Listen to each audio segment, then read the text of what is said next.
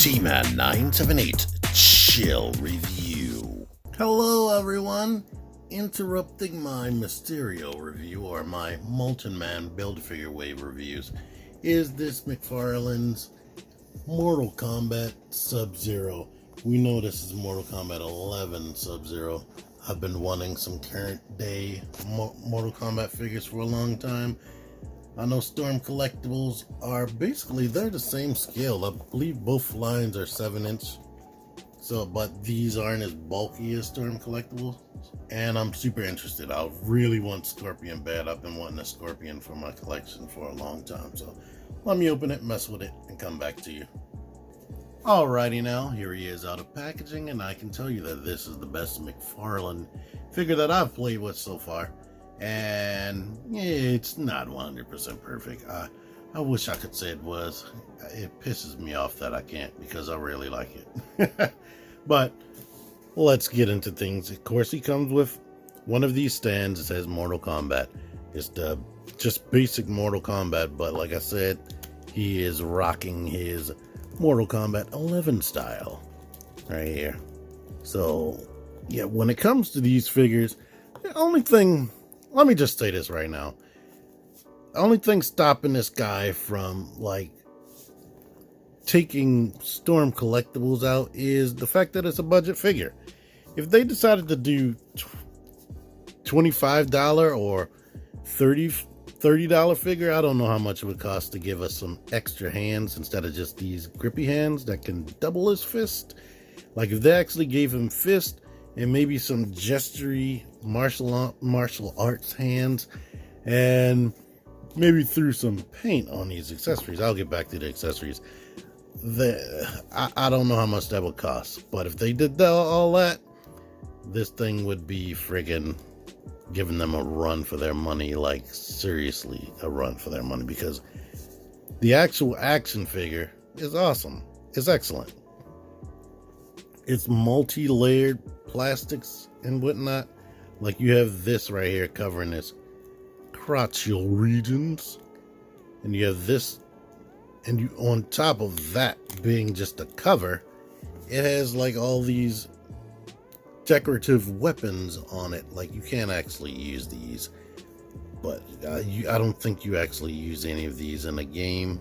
Maybe it might be a brief moment where he slices you with one of these knives, but this is like multi-layered right here. You have this, and then you have the little white part of the gi under it. So none of this is a part of his body. In fact, he has an upper diaphragm joint right here that you can use, but barely, because he's kind of hindered with this being on him so tightly.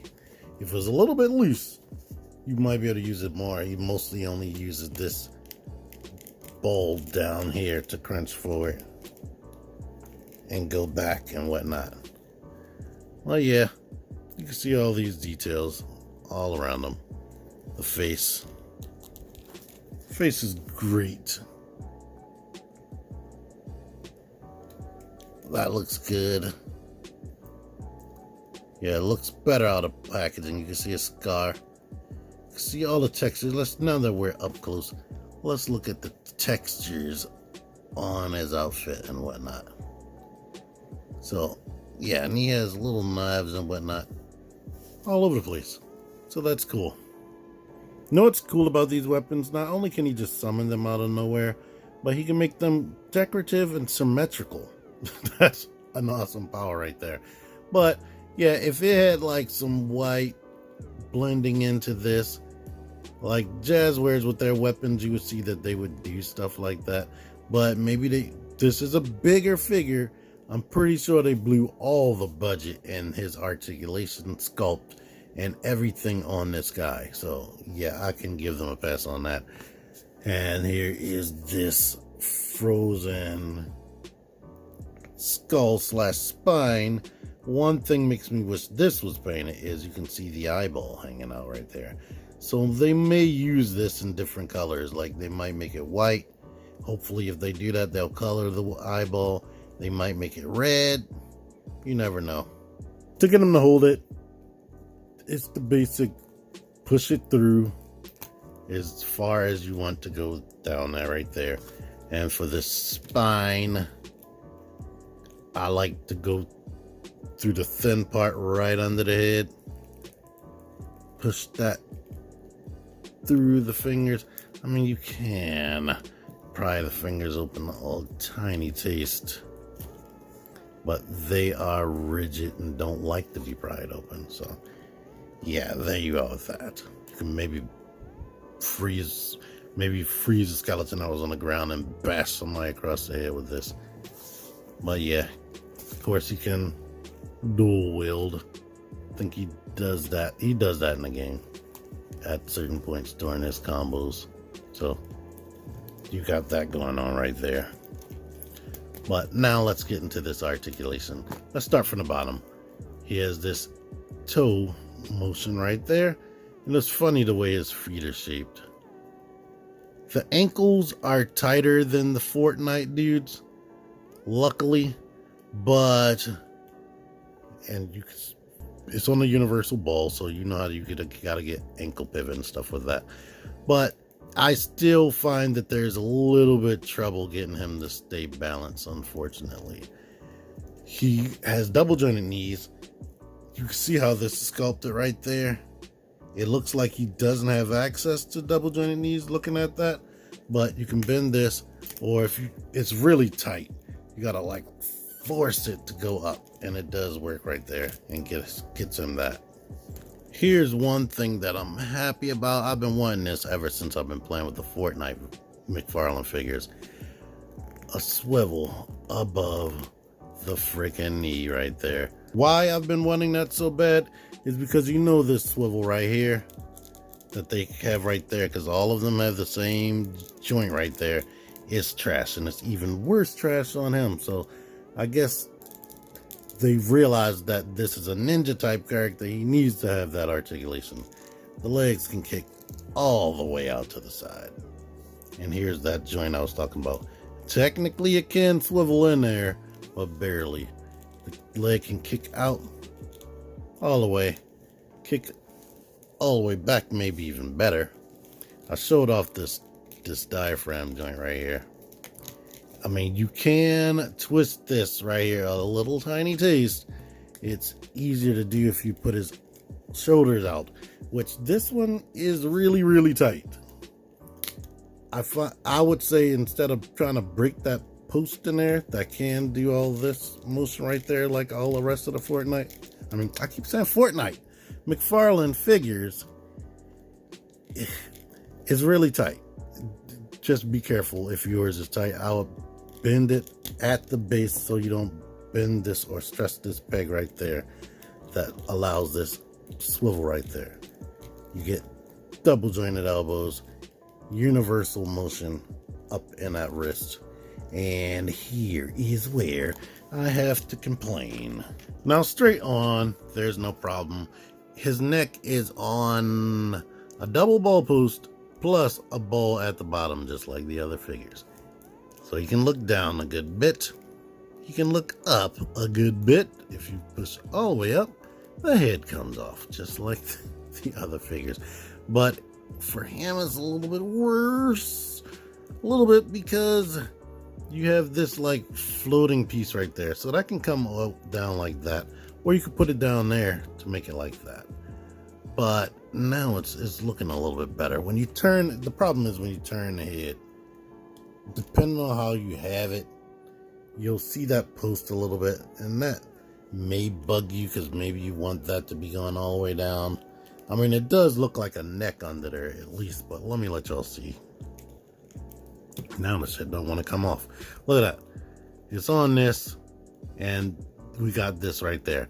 I think this should be deeper in there so the head can go further down. I guess it looks right proportionally like this, but I don't like it to be floating, so maybe they should have sculpted this blue part a little bit lower so it can just articulate under there. I mean, you would still be able to get the same type of articulation, but because of the way it is, you'll run the risk of popping the head off. I mean, it goes back on easy enough. And yeah, it's at this point, since I know what I'm working with, it's more of a nitpick. In fact, this head comes off a lot less easy than those My Hero Academia figures. But just in case, so you can see this detail right here on his head, because I didn't really go into that too much on the top of his head. But yeah. For anyone new to my channel, I hear action figure news all the time. I'm being fed left and right action figure news. Somebody is constantly sending me an instant message with action figure news. So I think that everybody else that's watching my channel, I figured that they're subscribed to me already and seen the other stuff that I've reviewed and compared stuff to. But I had to realize that some people are just here just because they want to see this Mortal Kombat figure and don't give two rats' asses about me or my channel. So here are some comparisons. I figured you would know that this is a 7-inch action figure line, so they're not going to match up well with Marvel Legends. Spider-Man shouldn't be this freaking short compared to Sub-Zero. And definitely, if you think Spider-Man is a short guy, Deadpool shouldn't be this much shorter. So there you go. Now, Call Obsidian is a Marvel Legends, but you see he's a giant character. He fits right in. So if you have giant Build-A-Figures or whatever, you don't have to worry. And NECA is a 7-inch line to you. Kratos must be a big friggin' dude. In one timeline, Kratos did fight against the Mortal Kombat people. Alright, one positive to these characters' heads popping off so easily is we can replicate something like this. But anywho, I like this figure. I honestly, for $5 more, if it came with some extra hands, like I was mentioning, and some paint on the weapons, maybe another face. I'm not even that greedy for another face, but at least 2 more pairs of hands. That would be spectacular. And maybe the ice ball effect, because he's known for shooting out an ice ball effect. This thing would have been over the top, but as it stands, it's still a great action figure. And yeah, I'm satisfied. I like it. I feel good about my purchase. I think you will too. If you want this figure, I'm gonna put a link in the description. If you want to know what type of blood effect I'm using right now, this is actually one of the Transformers Siege blast effects. It happens to look like this. So depending on how you angle it, it can double as blood or whatever, blood splatter. Maybe Hasbro did that on purpose. Anywho, thank y'all for watching. Until next time, T-Man978 out of here. Alrighty now, here he is out of packaging, and I can tell you that this is the best Fortnite figure. Click the videos. Click the videos, baby. Click the videos. You should really click these videos. Click the videos. Click those videos, baby. Click the videos.